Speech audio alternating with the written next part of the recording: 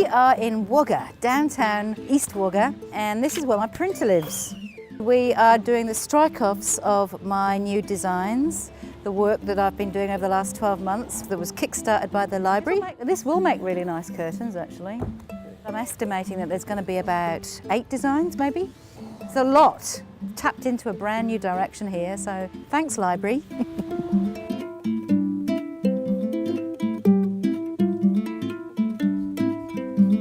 So this design is called Waratah Paisley. You have to go through lots and lots of different colourways to get maybe a handful of good ones. So we're just at the very beginning stages of that. And over on the table over there, we're set up for 2 more colours.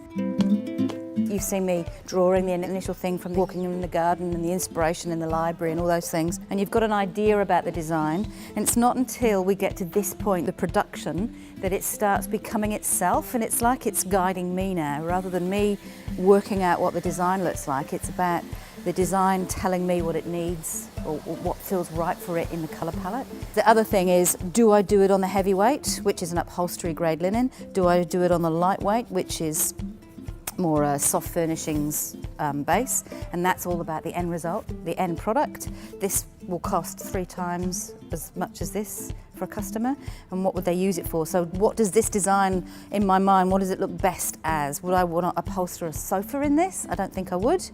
Would I want to make curtains? Or, you know, all of those things, this design is now telling me what it needs to be. The best colourway is what sells.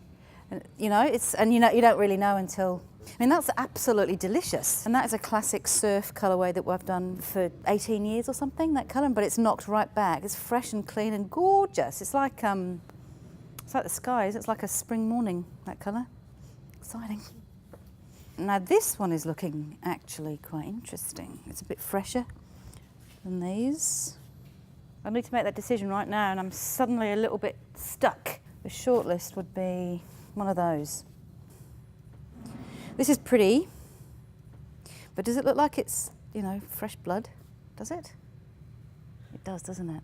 Yeah. I love that charcoal colour. It's got that aged quality to it. What do you like, Liz? I think I like the charcoal. Yeah, I think we'll do a run of the charcoal.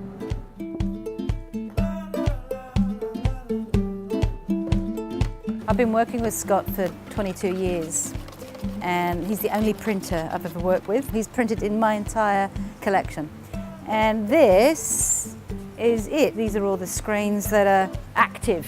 This is quite exciting, really, to see all these.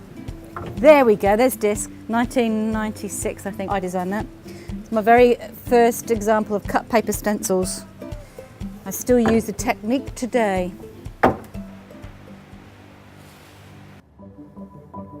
That initial kind of rush of, oh my God, what this is going to look like has passed because we've done the little strike-offs. The exciting thing is the drama of the length of it. And I feel good. I feel like I know what we're doing. We've made the decisions on the colour. All is well.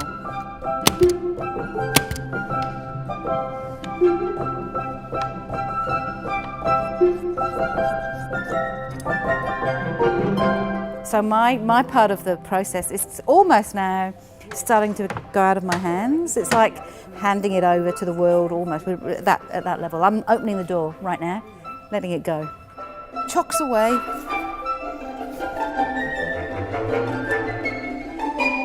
Things take a long time to sort of rise to the surface, and I find the longer they take, quite often, the richer they are, because I'm not designing on the cuff. They're sat around for a while. It's shifting from that subjective to the objective. And the more objective you can become about your work, the more you know whether it's going to work or not. And that's where I'm at with this design. It does work, it's strong, it's good. How that then extends out into a collection is my next project.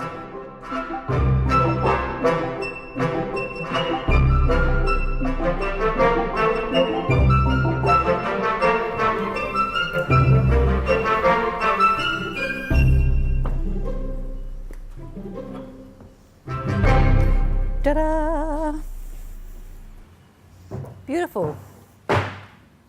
Because this design really is quite different for me. I've really applied myself to make it look quite commercial. It's got an Indian woodblock feeling to it. I wanted it to be quite a tight print but loose at the same time. And got a lot of coverage in it, so it's allowing the hand printed process to be itself, really. That's very satisfying. I like that. Marvellous, Scott. That's really good. Julie! Hello! Hey! How are you going? Come on in. I can't believe it's been 2 years since Julie was last here doing her artist in residency as part of the Australian Inspiration exhibition. It's been a fantastic relationship, and I can't believe we've come 2 years and get to see the final product. This is what we've got, the final thing. Oh, Julie! This was the very first strike-off sample, and I thought that's what you should have. I love the colour, I really do. Yeah, it's good, isn't it? I think it's energetic and I good. love it. Yeah. I love it.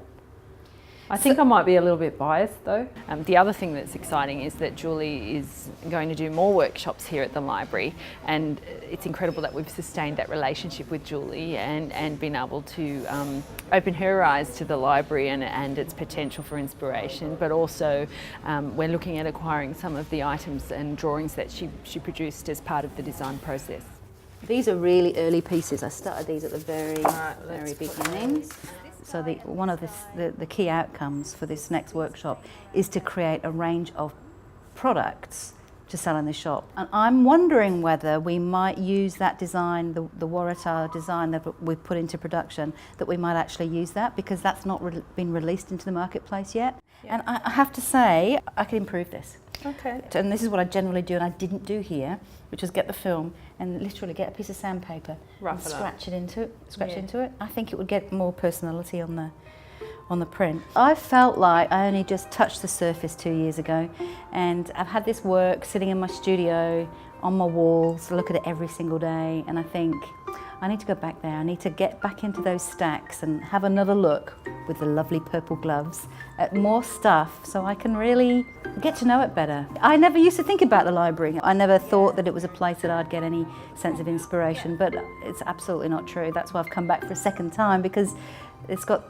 a wealth of history, and I think the library's encouraged me to rethink that approach, that sense of design history and my part in it. You know, I can be able to say on my CV, like a real artist, that my work is down in those stacks. That's lovely. I love it. It means a lot to me, actually.